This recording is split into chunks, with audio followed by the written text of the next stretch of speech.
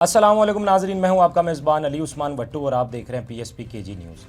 नाजरीन, कुछ मजीद खबरों और अपडेट्स के साथ आपकी खिदमत में हाजिर हुआ हूं और आज के इस व्लॉग में हम लोग बात करेंगे पीटीआई के कैंप से बहुत सारी ब्रेकिंग न्यूज़ हैं और कुछ इनसाइड स्टोरी भी हैं जो इंशाल्लाह आपके साथ शेयर करनी है। फिर अडयाला जेल से हमारे पास खबरें हैं क्योंकि अली अमीन गंडापुर ने इमरान खान से मुलाकात की है, तो इंशाल्लाह उसके हवाला आपके सामने रखूँगा। और फिर पीटीआई के अंदर क्या चल रहा है, पीटीआई के अंदर भी बहुत सारी चीज़ें चल रही हैं, तो इंशाल्लाह वो भी आपके सामने रखनी है। और फिर इस्लामाबाद में एक और मुलाकात भी हुई है जिसकी बहुत ज़्यादा बातें की जा रही हैं, तो उस मुलाकात के हवाले भी आपके सामने रखूँगा, तो इस व्लॉग को आखिर तक आपने ज़रूर देखना है। अच्छा, सबसे पहले हम लोग बात करते हैं इस व्लॉग में पीका एक्ट के हवाले से। जब ये मुतनाज़ बिल आप कह लें कि अब सेनेट से भी पास हो चुका है और सेनेट से पास होने के बाद साफ़ी इस पर सरापा एहतजाज है। कल इस पाकिस्तान के अंदर हमने मुख्तलिफ शहरों के अंदर देखा साफ़ियों ने इस पर एहतजाज किया और इस्लामाबाद के अंदर तो सूरत इस तरह की थी कि पुलिस ने उनको रोकने की भी कोशिश की, वहाँ पर लाठी चार्ज भी किया गया, लेकिन साफ़ियों ने अपना एहतजाज किया। और एहतजाज करने की वजह यही थी कि जब हुकूमत इस तरह के कानून लेकर आ रही है, अब देखें ना कि साफ़ी भी चाहते हैं कि फ़ेक न्यूज़ नहीं हो, लेकिन हुकूमत के नज़दीक फ़ेक न्यूज़ की डेफिनेशन क्या है? क्या जो खबर हुकूमत के ख़िलाफ़ होगी उसको फ़ेक न्यूज़ कहा जाएगा? फिर जिस तरह के कानून लेकर आ रहे हैं, देखें ना कि जो भी जमात हुकूमत में होती है वो तो इस तरह की तरमीम लेकर आती है क्योंकि उसको तो पता होता है कि हमने लोगों की आवाज़ बंद करनी है। लेकिन यही जब अपोजिशन में थी जमातें तो ये इसको काला कानून कहती थी, जब पीटीआई इस पर आप कह लें कि तरमीम ला रही थी। तो आज जब पीटीआई उसको काला कानून कह रही है और पीटीआई साफ़ी हमें एक पेज पर नज़र आते हैं।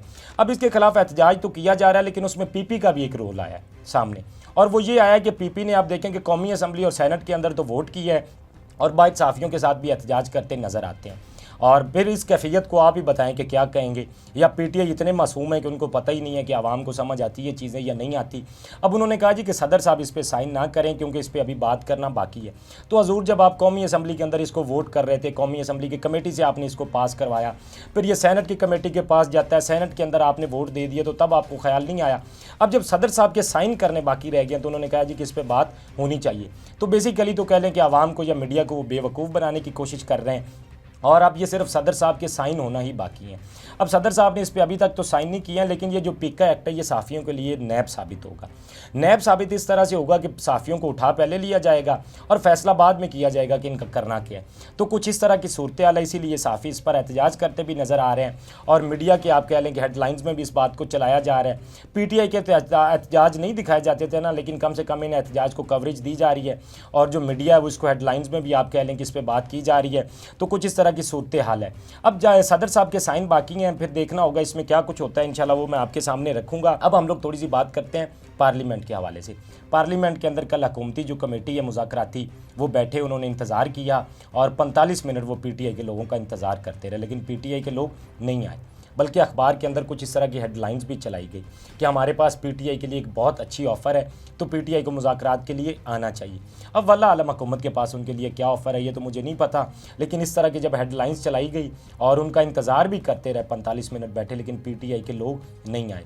बल्कि पीटीआई ने तो अपनी वो कमेटी भी तहलील कर दी है जो मुज़ाकरात के लिए बनाई गई थी।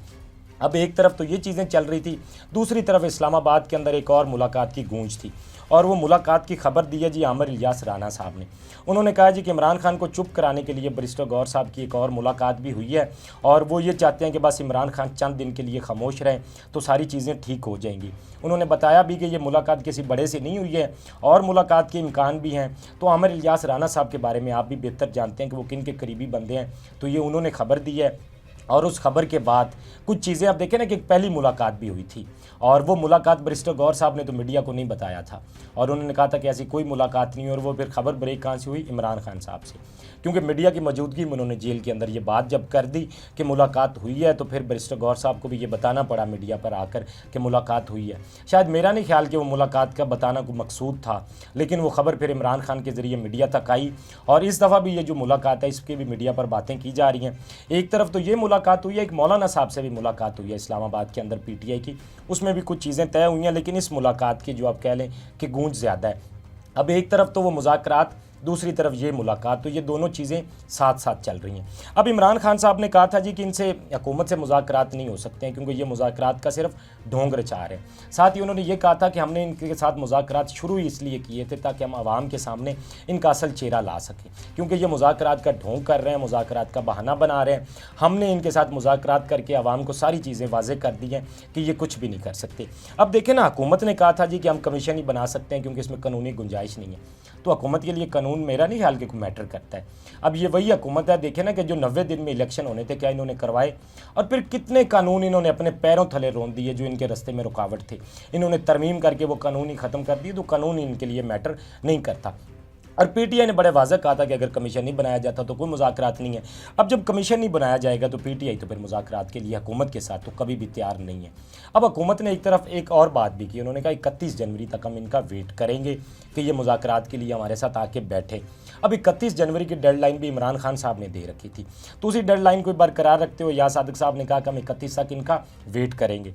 अब देखना यह है कि क्या पीटीआई इनके साथ मुज़ाकरात के लिए शायद जब सारे दरवाजे बंद कर दिए जाएं तो फिर जाके उनके साथ बैठे या ना बैठे, ये तो देखना होगा।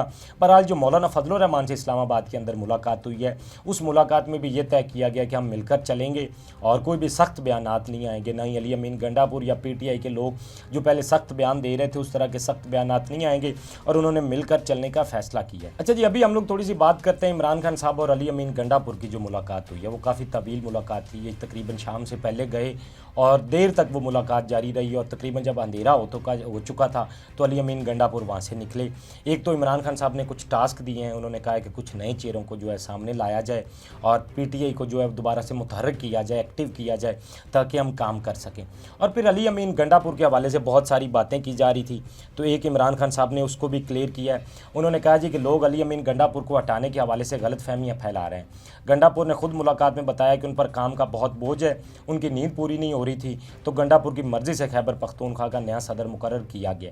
तो एक तो ये उन्होंने खदशात थे जो वो दूर कर दिए। उन्होंने कहा जी कि उनकी मर्ज़ी से ये चीज़ हुई है, लेकिन एक चीज़ ज़रूर है, कहीं ना कहीं अली अमीन के लिए मुश्किलात बढ़ती जा रही हैं। हाँ, बतौर सीएम तो वो आपको काम करते नज़र आएंगे और शायद ये सिलसिला अभी इतनी जल्दी नहीं होगा, लेकिन कुछ चीज़ें ख़राब ज़रूर हैं। आप कह लें कि जो उनका मुखालिफ ग्रुप है वो तगड़ा होता जा रहा है, उनके पास अब ओहदे भी आते जा रहे हैं, तो बहुत सारी चीज़ें जो है वो अली अमीन के कंट्रोल से निकलती जा रही हैं।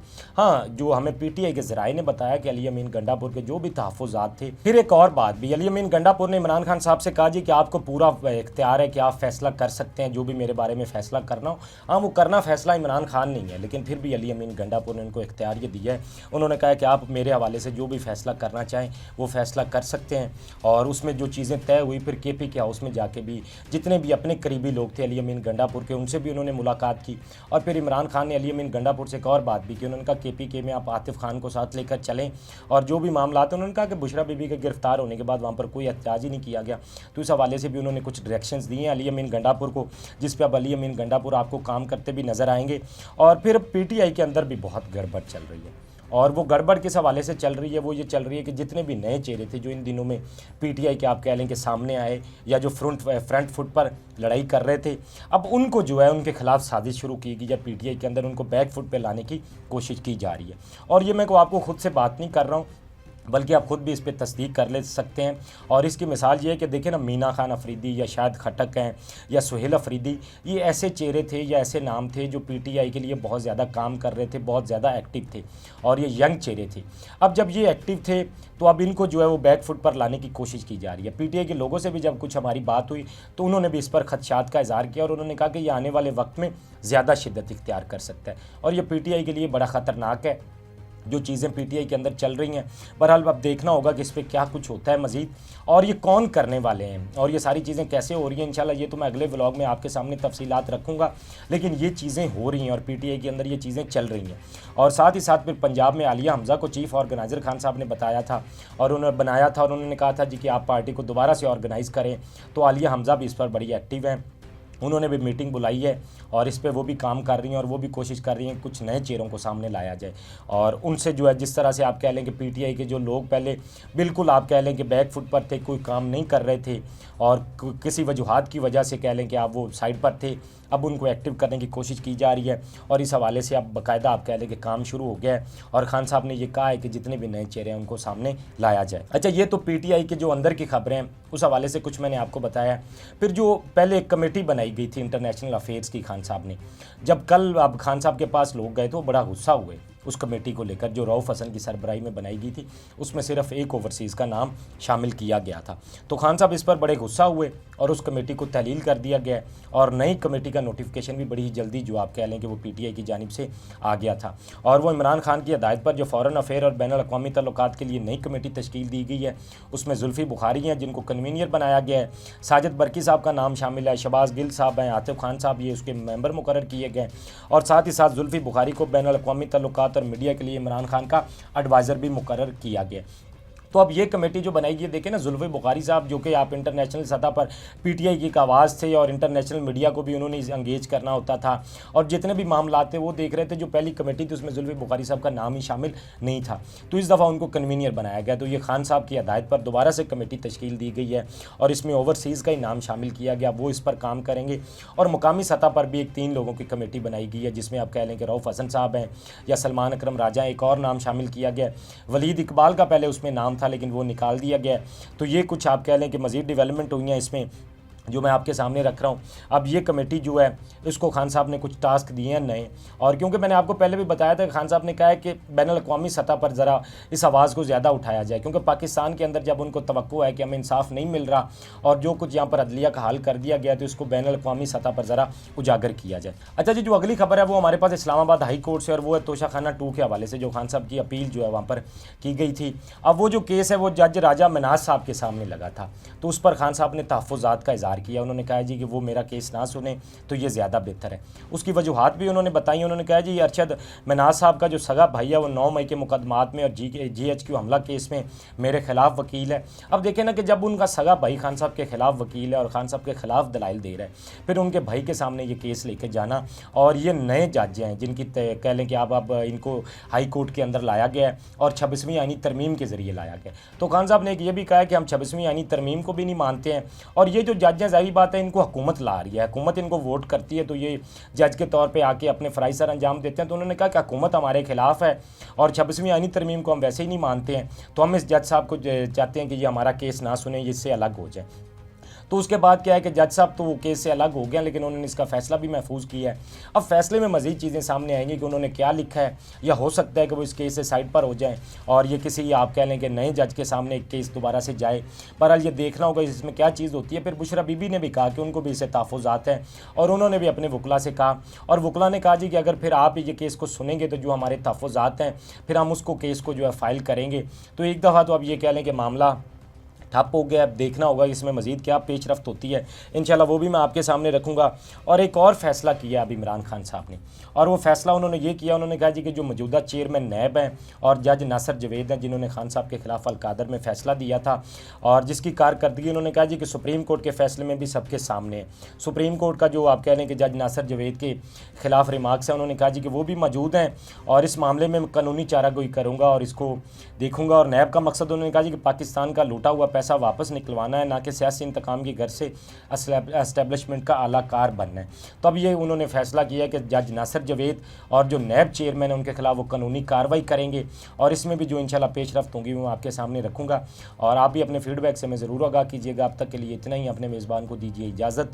अल्लाह निगहबान। इस तरह की और वीडियोस देखने के लिए सब्सक्राइब कीजिए हमारा चैनल और देखते रहिए PSP KG न्यूज़।